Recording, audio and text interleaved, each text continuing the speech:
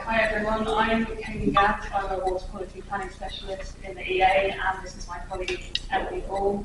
Emily covers Lincolnshire and Northamptonshire, and I cover East Anglia. So Emily and I are not experts in all the water quality data that we hold and how we collect it, so just a quick thank you to the colleagues that have helped contribute to this presentation. So the aim of this is to share information on the data that the EA hold regarding bathing waters, storm overflows and river water quality, and how we can access it.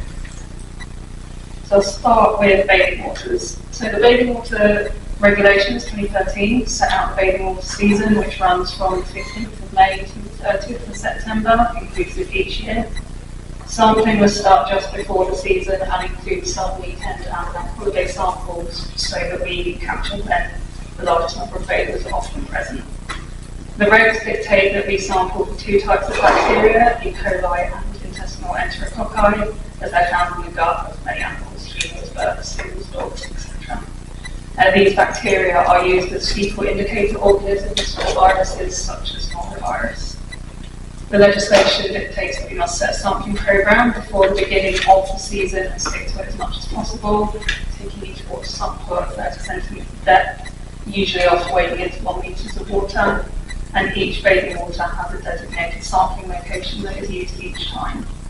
The classifications are done using samples from the past 4 years, unless it's a new bathing water, and then the classification is done on however much data we hold. All the samples are put through a complicated calculation using log 10 means and standard deviations. Please don't ask me about it. Which derives a figure which is then compared to the table you see here, and 95% of the samples must fit within the threshold of those classes to reach that classification. And all of that is done by the statutory assessment and reporting team within the EA. So in the East Inshore FMO region, there are 41 bathing waters. This does exclude the inland bathing waters you can see. But 24 are currently rated excellent, 12 are good, 2 sufficient and 3 poor. And the regs state that bathing water should be classified as at least sufficient. So a little comparison from 22 to 23. So there were 2 deteriorations from excellent to good. One of those is Skipsea in Yorkshire and one was Cyston Point in Norfolk. There was 1 improvement from good to excellent. This was East London in North Norfolk. The 3 poor bathing waters are Bridgeton South Beach in Yorkshire, Heacham in Norfolk and Waldringfield in Suffolk. Waldringfield is an estuarine site with new designated in 2023. So SwimFo is the website, so it's hosted.gov.uk, and it contains lots of useful information about the bathing water and the water quality. There's a bathing water profile for each designated site. It contains information on catchment area. It's got investigation statements, details on what has been done within that area and what's been done to improve the bathing water quality. The samples are also published throughout the season as they're taken. And there are links to historical water quality data there as well. SwimFo will also display advice against bathing when a pollution risk forecast has been issued or we have received reports of an incident that could impact the bathing water. I'm now going to hand over to Emily, who will discuss storm overflows.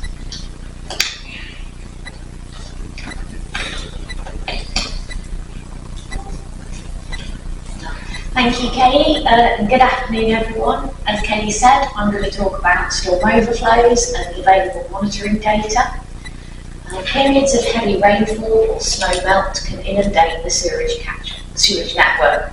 In these conditions, sewage can back up, flood properties and cause mains pipes to burst.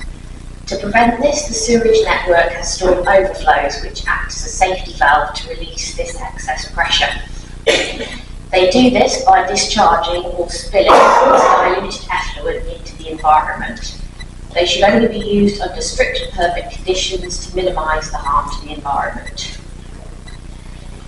Event duration monitors are also known as EDM, measure when and how long a storm overflow is in operation. This is also referred to as when an overflow is spilling. In 2010, only 7% of storm overflows in England had EDM installed. By the end of 2023, that had reached 100%. The data that these monitors record is submitted by the water companies to the Environment Agency annually. The Environment Agency publishes this data for the public, and it can be downloaded in a Microsoft Excel spreadsheet, and it can be viewed via a mapping portal. Links to these will be included in the presentation notes afterwards. This return data includes a range of information on each overflow, as well as total spill frequency and total duration in hours. It includes the location of the outlet, the name of the receiving water body, when the monitor was installed, and if the overflow is within 1 kilometre of the designated bathing water or shellfish water.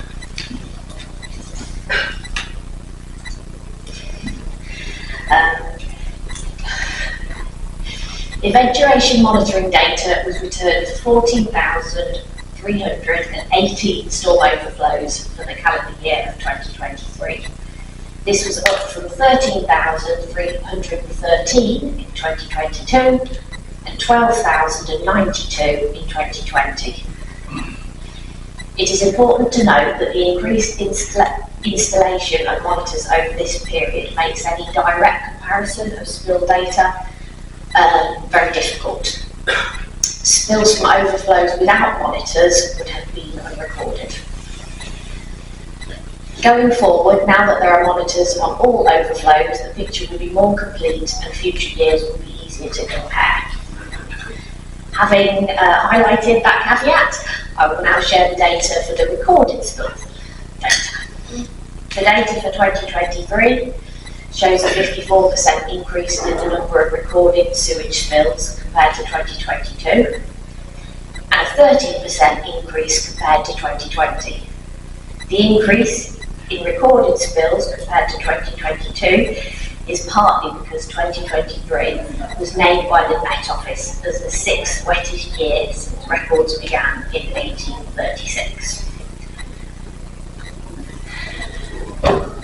The data shows that in 2023, the average number of recorded spills per overflow was 33 compared to 23 in 2022 and 32.6 in 2020.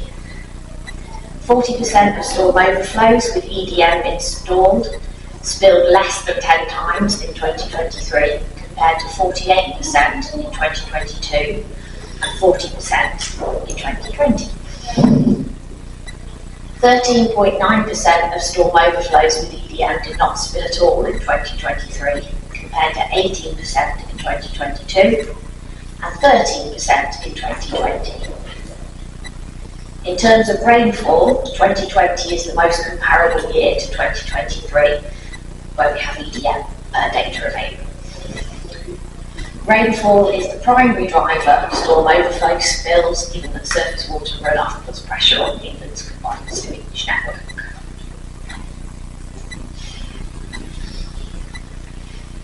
If we focus on the EDM along the coast covered by East Mee, there are 56 overflows within 1 kilometre of the designated bathing water or shellfish water.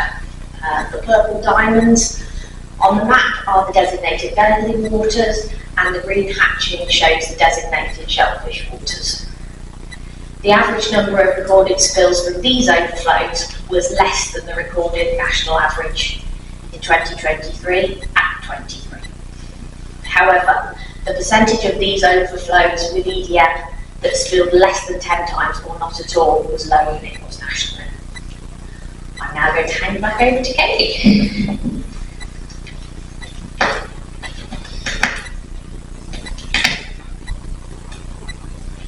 Okay, so very brief run through of river water quality data that we hold. So, was mentioned earlier, our Open Winds site or Open Water Information Management System has all the routine monitors for our rivers available there. So one of our routine monitoring programs is the River Surveillance Network, or RSN. It's a 5-year monitoring cycle. This year is the 4th year of that program. Some of the sites are monitored yearly throughout, some are single year, some sites don't have 2 years. Majority of those sites are physico-chemical monitoring sites and nutrients, so such as phosphate, and ammonia. Chemicals monitoring is done at a subset of the sites, but the chemical suite is extensive, so I'm not going to try and summarise all of those. Monitoring is also carried out for the Water Framework Directive, where classifications are published every 3 years. This monitoring includes ecological surveys of fish, macroalgae, physical chemical elements, ammonia, dissolved oxygen, phosphate. There's also hydrology, and specific pollutants like iron and copper, and chemicals and priority substances like mercury and lead. WFD classifications and other information, such as reasons why that water body is not achieving good, can be found on the Catchment Data Explorer. We're also involved in the sampling done for the OSPAR Commission, and we take samples from tidal rivers and our marine teams sample the coast. This programme monitors all inputs and discharges of selected contaminants into the OSPAR maritime area, and this data is held on the OSPAR Commission's website. There's also the Hydrology Data Explorer, which provides access to EA hydrology, so rainfall, river flows, river levels, groundwater readings for open stations throughout England. That site also does have some water quality data. It should be noted that the range and frequency of our monitoring programmes is subject to funding. This is just a quick clip from the Open Winds website, where there are 2 main options for downloading the data through the Explore and Download buttons on the homepage. You can search for sample queries, view the data, and then download the full water quality for that site. And last slide, this is just a link to all those sites that we've mentioned throughout the presentation. Just a quick note for the hydrology one, that has recently moved sites where it's hosted, so not all of the songs are currently displayed. So if you're looking for a particular one that's not there, that might be